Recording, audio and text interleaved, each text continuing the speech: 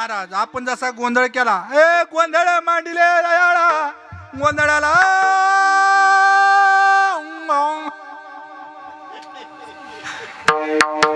लय खतरनाक म्हणते महाराज. ते जागरण चालू झालं का आमच्या आश्रमावर जागरण असतं भाऊ. हा कार्यक्रम असले जागरण असलं ते मला इतकं आवडतं त्यांचं ते. आणि खंडेराया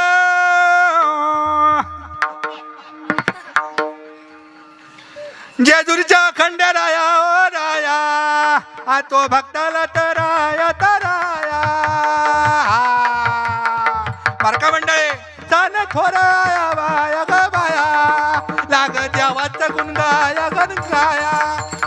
ए सदानंदाला आडू सदानंदाला सदानंदाला आडू सदानंदाला चाल थोराया. ए जागरण मांडिले दयाळा जागरणाला या अगे दुरीच्या खंडेराया जागरणाला या. बस बस लांब जायचंय आपल्याला कळत आहे. हा बरं आता आपण गोंधळ घातला माय झाला का नाही गोंधळ. बरं कोणत्या कोणत्या देवीला बोलवलं आपण.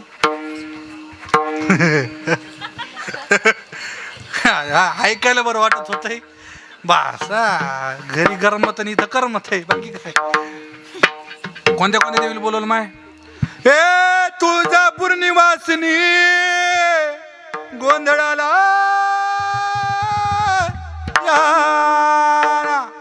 बरोबर. त्यानंतर कोल्हापूर निवासिनी आई गोंधळाला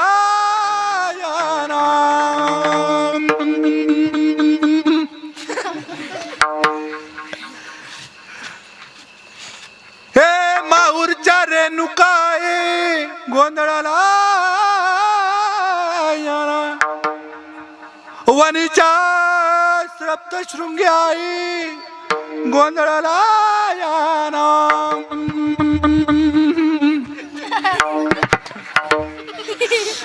तुम्ही काही बी काढायला हा पण काय टाइम कमी झाला त्याच्यामुळे आता टाइम कमी त्याच्यात पुन्हा जेवू नाही.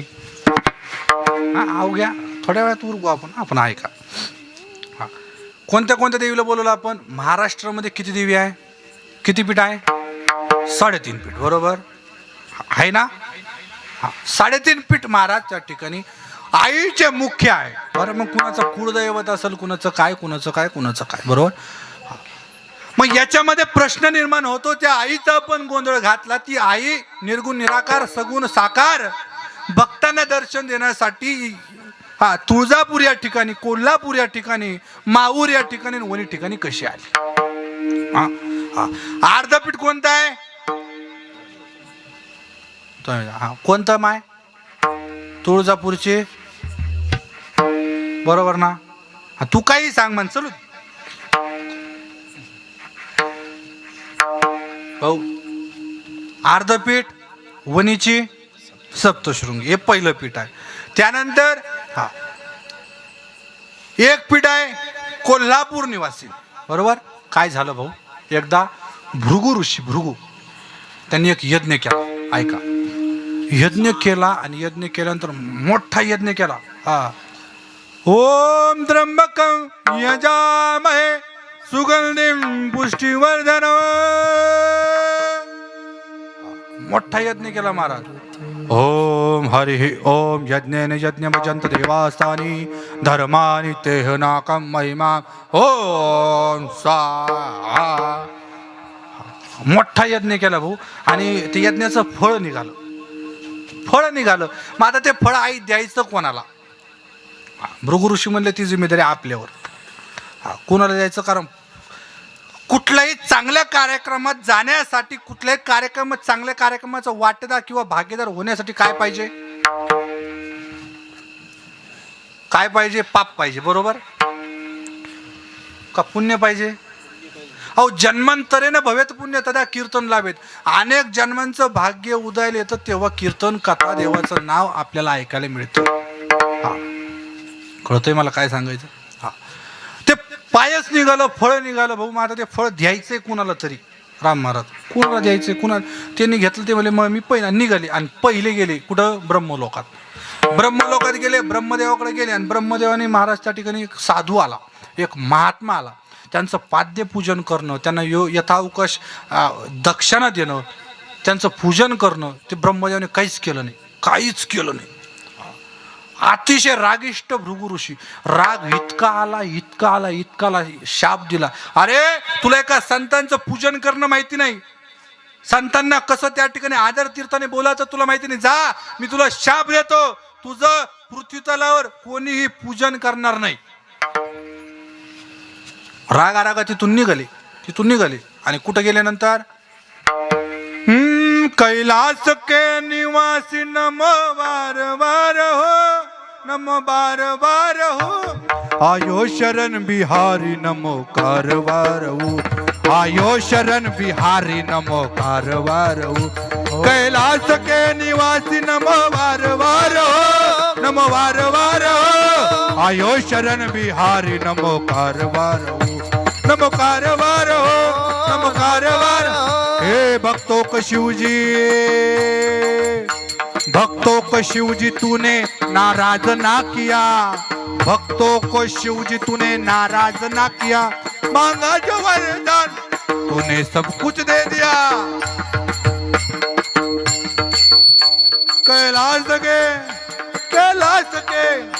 कैलाश के निवासी नमो बार हो आयो शरण बिहारी नमो कारवार हो आयो शरण बिहारी नमो कारवार हो आयो शरण बिहारी नमो कारवार हो कुठे गेले भृगु ऋषी कैलास पर्वतावर गेले आणि त्या ठिकाणी भगवान शंकरांच्या गणांनी अडवलं ते म्हणले मध्ये जाता येणार थांबा भृगु ऋषी म्हणले बघ मला टोल नाका कुठंच भेटत नाही मला थांबवण्यात कोणाचा दम नाही मला जाऊ दे ते म्हणले बघा आम्हाला आज्ञा आहे आम्हाला मला जायचंय ते म्हणले सोडणार नाही म्हणजे नाही काही ठिकाणी असतं बघा चहापेक्षा किटली गरम एखाद्या तुम्ही आमदाराच्या किंवा चांगल्या ऑफिसमध्ये जा तिथे गेल्यानंतर आमदारपेक्षा तिची किटली जास्त गरम असती तसं ते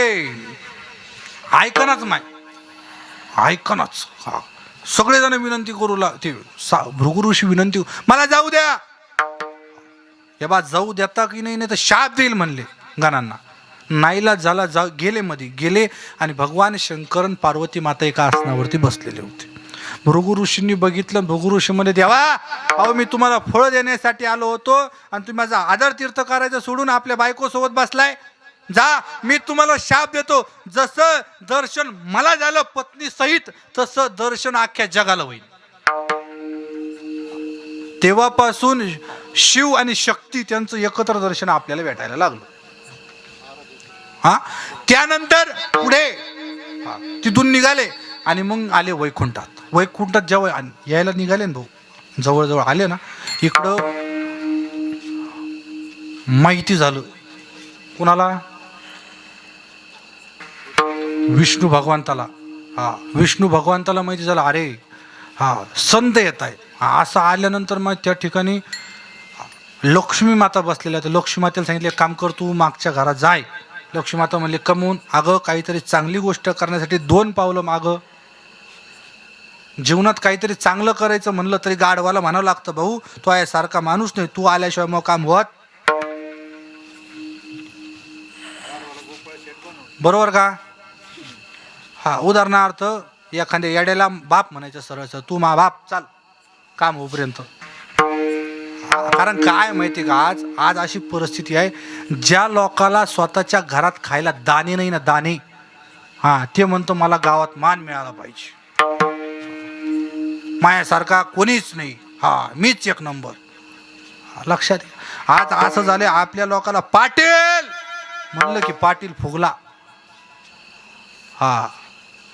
आणि सगळ्या घरादाराचं वाटोळं केल्याशिवाय राहत नाही मग लक्षात ठेवा लक्ष्मी माता मागं गेल्या भृगु ऋषी आले म्हणून माय त्या ठिकाणी संत येती घरा तोची दिवाळी दसरा संतांचं महाराज भगवान विष्णूंनी पाद्य पूजन केलं यथाउचित त्यांचा सत्कार केला, त्यांना दक्षिणा दिली. भृगु ऋषी इतके आनंदित झाले आणि संतांना काहीतरी दक्षिणा द्यायची म्हणून काय दिलं माहिती का देवाने? स्वतःच्या छातीवर त्या ठिकाणी पाय त्या ठिकाणी उमटून घेतला, स्वतःच्या पाय, चरणकमल. ज्यावेळेस तुम्ही पंढरपूरला जाता, जे जे पंढरपूरला गेले ते बघा, पांडुरंगाच्या हृदयावर काय? त्यावेळेस माय ऐका हो, त्यावेळेस ते फळ दिलं आणि भृगु ऋषी निघून गेले. आणि दुसऱ्या दिवशी माय शेजारच्या घरी कुंकवाचा कार्यक्रम होता. कुंकवाचा कार्यक्रम आहे तुमच्याकडे? हाजी कुंकू, याला लाव बुकू, त्याला लाव, कुंकवाचा कार्यक्रम. भाऊ तुमचा काय संबंध नाही, आपला काय संबंध कुंकाचा? कुंकाचं कंटेंट तिकडं आहे, माय आहे ना कुंकाचा कार्यक्रम. लय अवघड आहे बा ते कुंकाच्या कार्यक्रमाचं, खतरनाक कार्यक्रम आहे. आपण 10 रुपयाची वस्तू द्यावा, पुढची 5 रुपये देते. माय बायकोने एकदा केलं ते याचं हळदी कुकाचा कार्यक्रम होता. म्हटलं बाई ही चांगल्या वस्तू बायाला. ती म्हणली नाही, तुम्हाला काही कळत नाही. कुणाला कळत नाही? हे असं आहे, आम्ही अख्ख्या गावाला शिकवून या, आम्हाला कळत नाही. तुम्हाला काही कळत नाही. म्हणलं का बरं? अहो सगळे 10-10 रुपयाचेच द्या त्या. मला अगं नाही देते लोक चांगलं. नाही तू अहो जत्रातून आणत्या काही तर.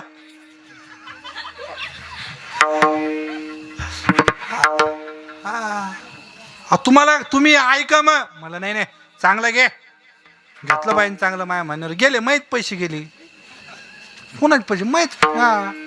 मग गेले माया. आता गेल्यानंतर काय झालं, हळदी कुकाचा कार्यक्रम होता, सगळ्या बाया. मग त्याने 200-200 रुपये वर्गणी आहे ना, असंच आहे ना, करते का तुमच्याकडं? मग आता सगळ्या बाई एकत्र आल्या का मग त्यांना भात, नाही तर मग शिरा भात, नाही तर मग पुरी भाजी, आणि त्याच्यात मग जी मुकरदम राहती मग तिला पुन्हा सगळं झालं वय ग. आणि 4000 रुपये जमा झालते आणि 1000 रुपये तर खिचडी होती आणि 3000 खाल्ले काय तो मुर्दा बसला. असले नमुने असतात माय. खतरनाक लोक आहे, खतरनाक. खायचं प्यायचं पुन्हा चड्डी लात पुसायचे ना. पैसे कुठे? अहो सप्त्यात ज्याची 10 रुपये वर्गणी असती का, हिशोब मागायला सगळ्यात पुढे पठ्ठ्यात त्योच राहतो. सप्त्यात ज्याची 10 रुपये वर्गणी, नाना सप्त्यात ज्याची 10 रुपये वर्गणी, हिशोब मागायला सगळ्यात पुढे त्यो. हिशोब काढा, पुढे गेले पैसे. असं असलं त्याला म्हणायचे तू 10 रुपये आणि तू निघ घरी, आमचं पाहू. खतरनाक लोक आहे महाराज. आता हळदी कुंकाचं गेलं. आता हळदी कुंकाच्या नावात किट्टी पार्टी आल्या. अजून जास्त खाली घुसत नाही मी, मला लय लांब जायचंय. हळदी कुंकाचा कार्यक्रम होता शेजारच्या घरी. कोणाकडं? ब्रह्मदेवाच्या घरी हळदी कुंकाचा कार्यक्रम होता. मग लक्ष्मी बी आली आणि सगळ्याच बाया आल्या. आता आल्यानंतर माया तिथं सावित्री बी होती, सगळ्या होत्या. आणि लक्ष्मी मातेला काय म्हणली सावित्री? म्हणली वय ग, तो नवऱ्याला काही आकल बिकल? काय म्हणल्या नानी? खुशाल एक ते फकीर आला, संन्याशी आला आणि तो नवऱ्याच्या छातीला थानून गेला. लोकायला इतकं कसं करायचं? खुशाल छातीवर लात आणली म्हणली गेला निघून. त्या नवऱ्याला काय पटत? अगं तो या नवऱ्याच्या छातीवरचा वळ काय अजून गेला नाही, काय पटत तुला? दिली काढी टाकून माय. काय हाताला गुणला बेकार राहतो. त्यांना टाकलेली काडी लवकर इजत. बघा तुम्ही, लय खतरनाक लोक आहे. जन्मी आम्ही सुपडे साप केले, लोकांच्या घरावर टेंबे लाविले. खतरनाक लोक आहे महाराज. काय बायाच्या हाताला इतका गुन्हे. तिनं टाकलेली काडी साक्षात ब्रह्मदेव सुद्धा विजू शकत. आपल्या गावात नाही तशी. तुम्ही आपल्या गावात नाही, बिलकुल नाही. लक्ष्मीमध्ये राग आला, इतका राग आला. काय करावं? अरे माया नवऱ्याला, मायाबद्दल. आणि एक कोणता संन्यासी आला. लक्ष्मी माता डायरेक्ट भगवान विष्णूकडे आली. कुठं आली? भगवान विष्णूकडे सांगितलं बघा, एक तर त्या साधूला तुम्ही काहीतरी शाप द्या, तोपर्यंत माझं समाधान होणार. भगवान विष्णू म्हणले अगं तसं नसतं ते गंगे, तुला कसं समजू? मला बाकीचं माहीत नाही, तुम्ही शाप द्या. आता मला सांगा भाऊ, हो तुमच्या बायकोने एखादी गोष्ट तुम्हाला सांगितली आणि तुमचा नाही म्हणायचा दम आहे का? होय, ज्यांची नाही त्यांना सांगा, ज्याची आहे त्यांना सांगू नका. हा, उद्याचा भाकरीचा टाइम मा काय 2 तास करून मी जाईन घरी. होय, तुमचं काय मायात दम नाही तर तुमचं काय? हा, परिस्थिती संसारात लय कठीण आहे. हा, ज्याचं लग्न झालं त्याला विचारा. लग्नाच्या आधी सुखी होता भाऊ का लग्न झाल्यावर सुखी झाले? हो, आता कोणीच बोलणार नाही. भाऊ मला काय म्हणायचं कळतं अण्णा, लग्नाच्या भाऊ हो आधी सुखी होता आचार्य भाऊ का लग्नाच्या नंतर लग्न झाल्यावर सुखी झाला? बोला. लग्नाच्या आधी आहे ना राम महाराज, असंच ना? मग लग्न केलं काय तुम्ही?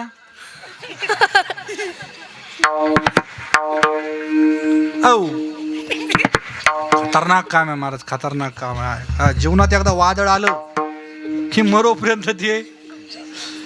हा बघा, इथं एवढे माणसं बसलेले भाऊ, तुम्हाला फक्त एक प्रश्नाचं उत्तर द्या. तुम्ही 100% हा माझी बायको चांगलीच आहे असं म्हणले का? हात वर करा, तुमचा पुतळा बांधीन मी इथं. हा आहे का? नाही, माई बायको मला लय भारी भेटली. हा, रूपाची खान, दिसती छान, नाकात बाण, नजरेचा मान, तिरका, इकडून तिकडून शांत. होय नाना, आहे का नाना?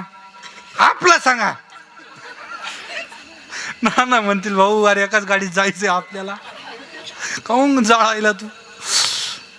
हा आहे का? बिलकुल नाही माय, बिलकुल अजिबात. बरं तुमचं राहू दे माय, तुमचं सांगा. इकडं बघा नानी, गावकरी मला सांगा, तुम्ही 100% महानवरा मला 1 नंबरच भेटला, चांगलाच भेटला असं कोणी आहे की? हात वर करा बरं.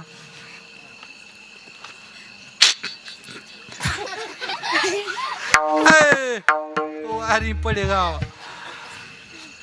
काळे भाऊ आहे का? परिस्थिती लय अवघड आहे महाराज, लय अवघड आहे. संसार म्हणलं आणि काही बोलावं इथं गण तोंडापर्यंत यायला म्हणा, पण बोलू कसं? होय किसन भाऊ, अण्णा कसं बोलू? म्हण भाऊ घरी जायचं अजून, नाही का? लक्षात ठेवा, असं एक बी नाही. आता काही जण माय बाय कुठच ना, तू बाय कर ना बरं, हात कर. खतरनाक आहे, खतरनाक माणसं येईल.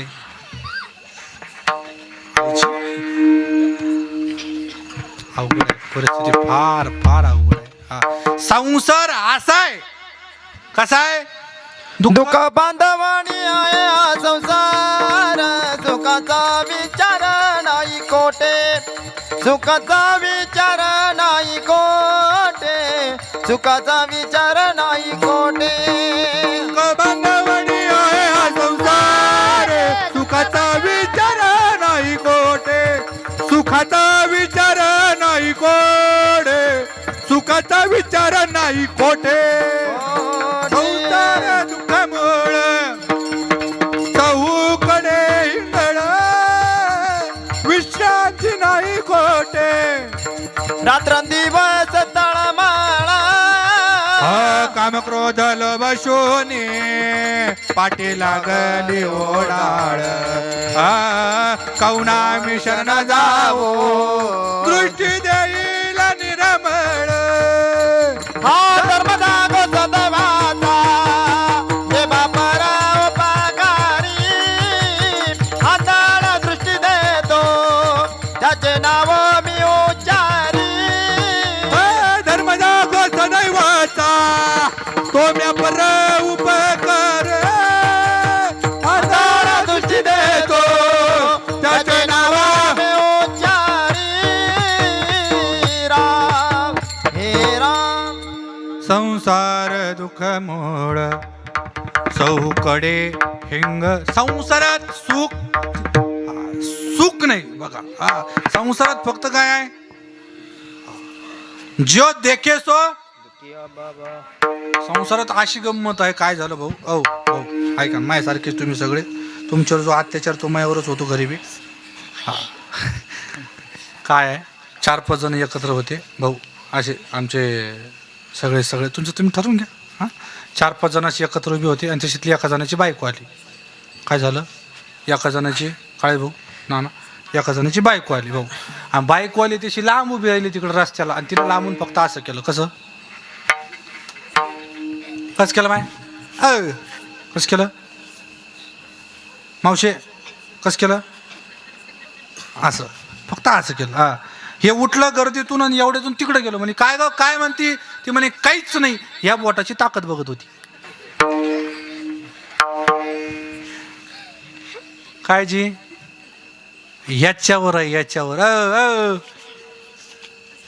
हा अवघड आहे भाऊ, याच्यावर आहे आपलं. एक जण म्हणला रांगत आली. नाना काय म्हणला, रांगत आली. म्हणलं बायको रांगत आली, मला रांगत.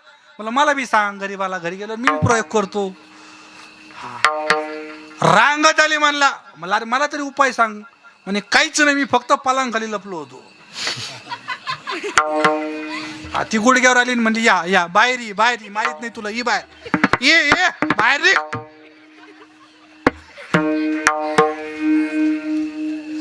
ना हा खतरनाक काम आहे. हा, तू 10 दिवस बोलू नको, नाही तर महिनाभर बोलू नको. पुन्हा जायचंय तिथं.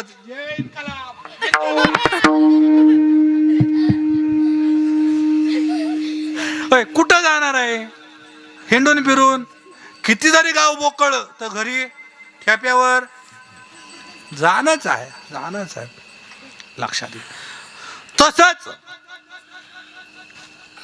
ती लक्ष्मी माता म्हणू लागली, देवा ओ देवा, बाकीचं माहित नाही, शाप द्या. आणि तुम्ही जर त्यात नसाल तर मी देते. काय म्हणली, तुम्ही देणार नाही शाप, मी शाप देते. लक्ष्मी मातेने शाप दिला, हे ब्राह्मणांनो, हा मी तुमच्या घरात राहणार नाही, आणि जरी राहिले तरी तुमच्या घरात जास्त टिकणार नाही. तुम्ही किती द्या त्यांची जोडी. लक्षात घ्या, हा परिणाम. आणि लक्ष्मी माता म्हणली, होय तुम्ही मग ऐकत नाही आहे ना, असंच आहे ना आपल्याकडे बी.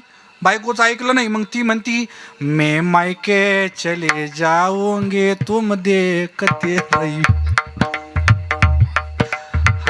तसंच लक्ष्मी माता म्हणली, तुम्ही मग ऐकत नाही, मी निघून चालली. हा, निघून गेली. आणि कुठं आली, कोल्हापूरला या ठिकाणी आली. आणि तिथंच राहिली. आणि भक्तांना दर्शन देण्यासाठी पहिलं पीठ त्या ठिकाणी, दुसरं पीठ त्या ठिकाणी तयार झालं. आई राजा, थांबा एकदा तुम्ही या सगळ्या.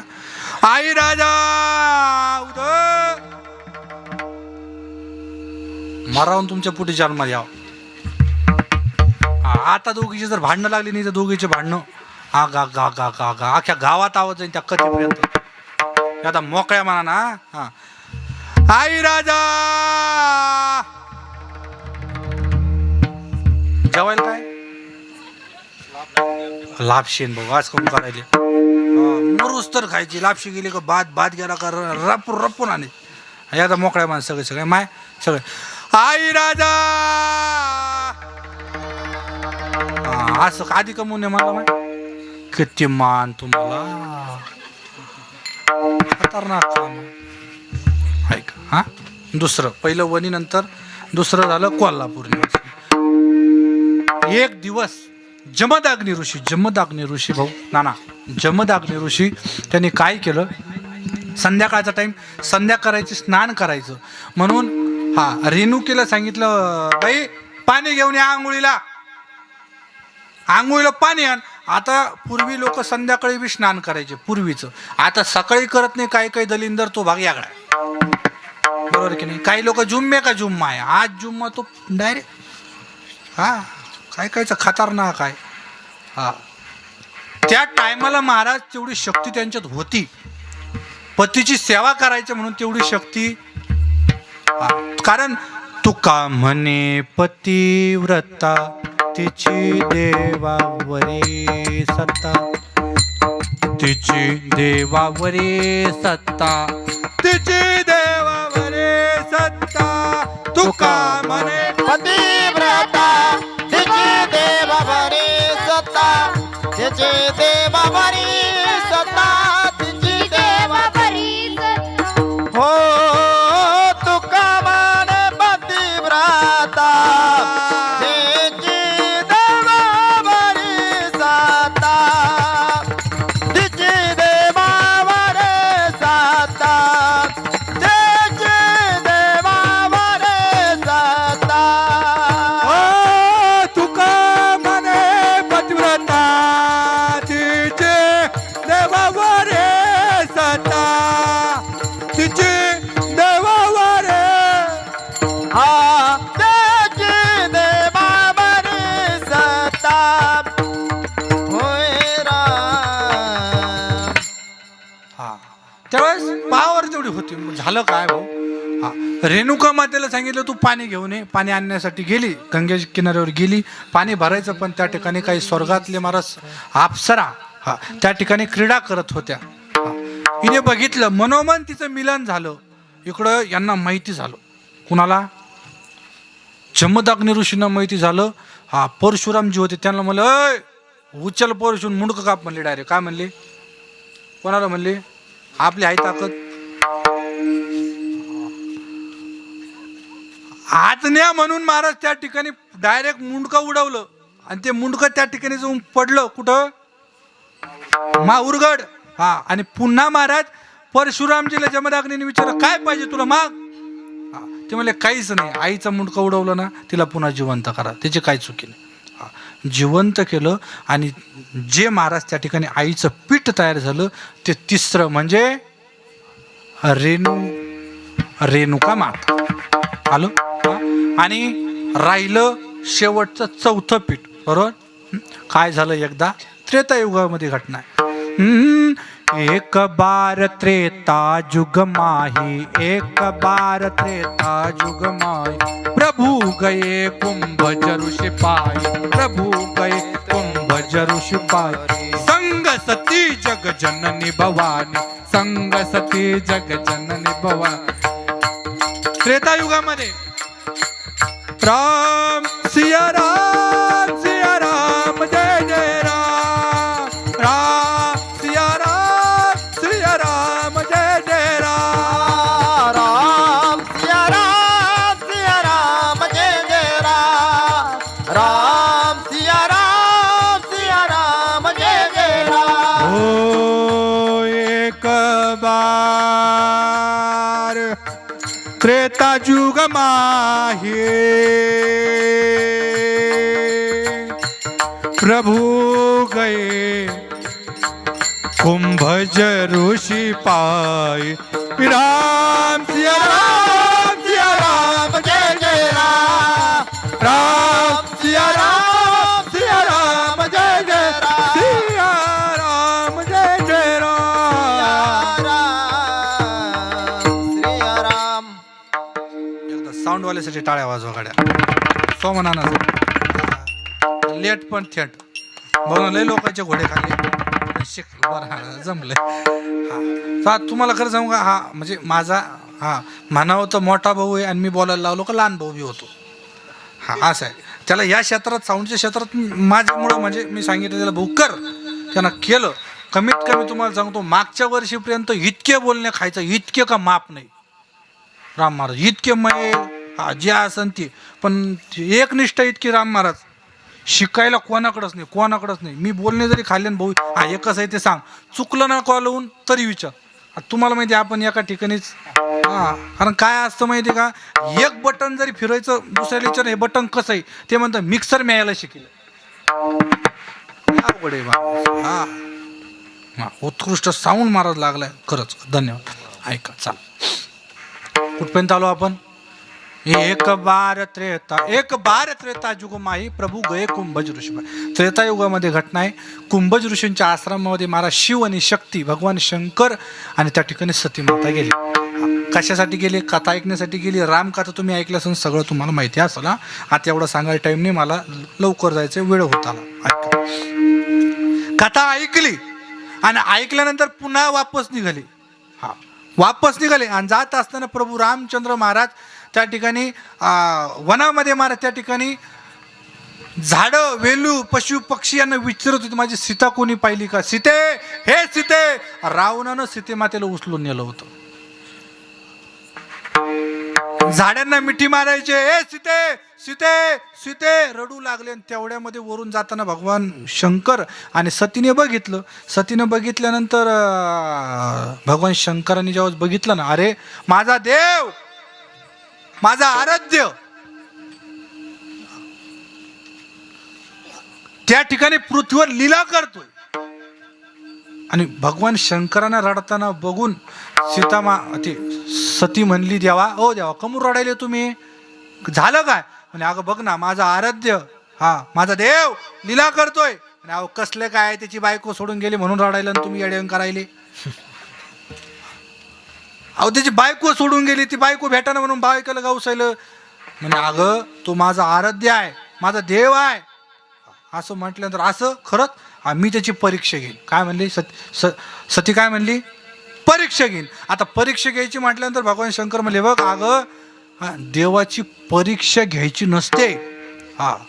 ती म्हणले जमणार नाही, मी जाईन. म्हणजे भगवान शंकर म्हणले, अगं जाऊ नको. ती म्हणली मी जाईन. भगवान शंकर म्हणले, अगं ऐक सती, जाऊ नको. ती म्हणली जाईन. इथं भगवान शंकराची बायको ऐकत नव्हती, आपलं बाजूला सोडा, जाऊ नको. गेली गेली. आणि इकडं प्रभू रामचंद्र रडत आहे. लक्ष्मणाने बघितलं, प्रभू रामचंद्र तर बाजूलाच राहिले. आणि कुणाला फसवायला गेली ती माय? कुणाला? प्रभू रामचंद्रांना. आणि कोणाचं रूप घेऊन गेली ती माहिती का? सीतेचं रूप घेऊन गेली, फसवायला गेली प्रभू रामचंद्रांना. पण लक्ष्मणानं बघितलं, लक्ष्मण म्हणला, ए आई तू का इथं आली? म्हणून तिचं नाव पडलं तुळजाई. तुळजाई नाव पडलं. आणि तिचं त्या ठिकाणी एक पूर्ण पीठ, असे 3.5 पीठ आपल्या महाराष्ट्रामध्ये तयार झाले. हे 3.5 पीठ महाराष्ट्रामध्ये तयार झाले. त्याच तुळजा भवानीचा चैत्र महिन्यामध्ये मोठी जत्रा भरते. त्याचबरोबर नवरात्रामध्ये या आईचा फार सुंदर असा महाराज त्या ठिकाणी सोहळा भरतो. नवमीच्या दिवशी बर का मंडळी, ही आई शिलंगणाचा सोहळा खेळते. त्याच दिवशी मधल्या रात्री आईला पालखी आणण्यात येते. आणि ती पालखी ज्या ठिकाणी आणतात मंडळी, ती पालखी नगरहून आदल्या दिवशी पलंग आणि पालखी आईची तुळजापुरात आणल्या जाते. आणि तुळजापुरामध्ये आणल्यानंतर त्या आईच्या पालखीची पलंगाची बर का मंडळ, नवमीच्या आदल्या रात्री म्हणजे मध्यरात्री भव्य दिवशी तुळजापूरला मिरवणूक निघते. पालखी मिरवणूक झाल्यानंतर दुसऱ्या दिवशी आई स्वतः मा जगदंबा त्या पालखीमध्ये बसून भक्ताला दर्शन देण्यासाठी त्या ठिकाणी निघते. नवे नवे निघत नाही. अनेक आराधी, अनेक संत मंडळी, अनेक गोंधळी त्या ठिकाणी उभ्या असतात. आणि त्या आईला आवाज येत, आई आई आई गोंधळाला ये ग आंबा गोंधळाला आवाज घुमू लागला. ये ग आंबा गोंधळाला आवाज घुमू लागला. अंबाबाई ग तुझा संबळ वाजला. अंबाबाई ग तुझा संबळ